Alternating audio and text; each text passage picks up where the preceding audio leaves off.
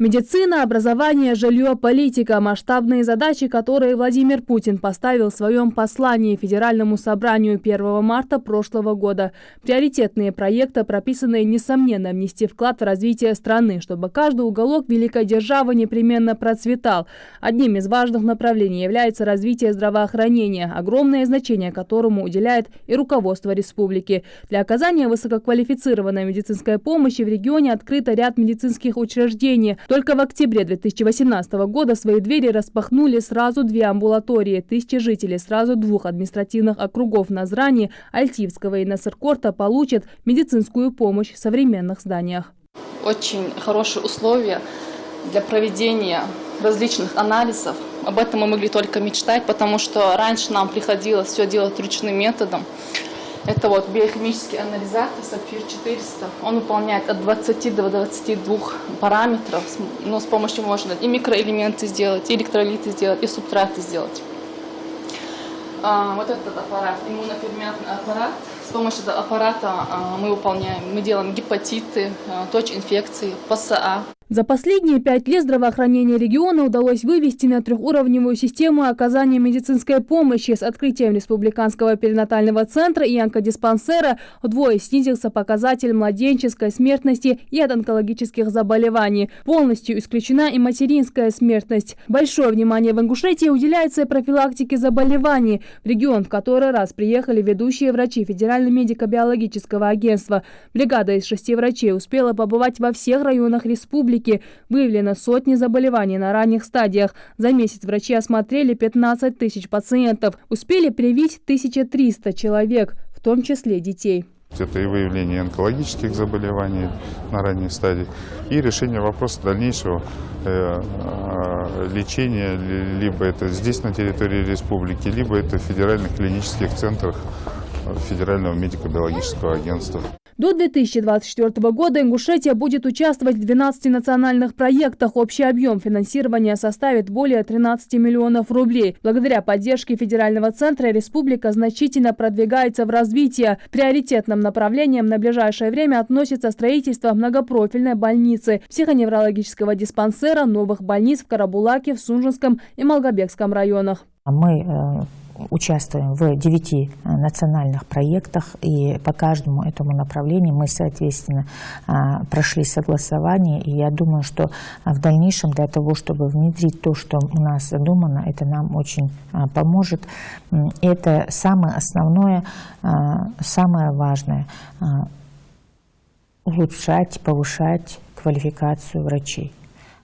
Я повторюсь, мы этим занимаемся непрерывно, и ежегодно этот результат улучшается, ежегодно у нас сокращается тех больных, которые у нас выезжают за пределы. Знание – важнейший конкурентный источник развития. Прошедший год стал плодотворным для образования региона. К 123 общеобразовательным организациям республики в 2018 году добавилось еще 6 новых школ, возведенных в Карабулаке, Малгобеке и Назрани. Также открыли свои двери 3 детских сада. Череда открытия продолжилась и в этом году. Новое дошкольное учреждение на 220 мест открылось в этом месяце в Нестеровском. В тот же день новая школа приняла детей из сельского поселения Мужичи. Здесь 15 классных кабинетов, есть оснащенный кабинет информатики, тоже, который мы очень ждали, на 25 мест. Есть огромный стадион.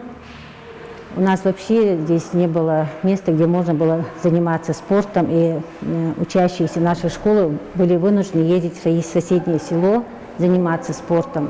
И вот теперь у нас такие возможности. Есть столовая прекрасная и оборудованная библиотека.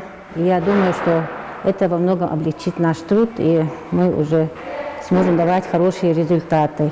Возведение еще нескольких аналогичных объектов находится на завершающем этапе. Кроме того, развивается и дополнительное образование. В рамках реализации национальных проектов, утвержденных Владимиром Путиным, в Магасе открылся и первый технопарк «Кванториум», который позволяет охватить дополнительным образованием не менее 800 детей. Приоритетными стали развитие городской среды, сельских территорий и инфраструктуры в регионах. В частности, в 2018 году в рамках проекта формирования комфортной городской среды в Ингушетии проведены работы по благоустройству благоустройство 15 дворовых и 8 общественных территорий. А в 2017 в республике благоустроено 44 дворовых и 13 общественных территорий на общую сумму около 104 миллионов рублей. В рамках реализации проекта жители городов и сел могут высказывать свои пожелания по благоустройству той или иной территории, а также участвовать в голосовании по отбору общественных пространств, которые должны быть обустроены в первую очередь. До начала зимы завершены и оплачены работы по благоустройству в полном объеме в Магасе, Назрановском и Нижегородском районах. По остальным муниципальным образованиям работы завершены в зимний период, хотя требования были завершить до конца лета, до окончания летнего периода.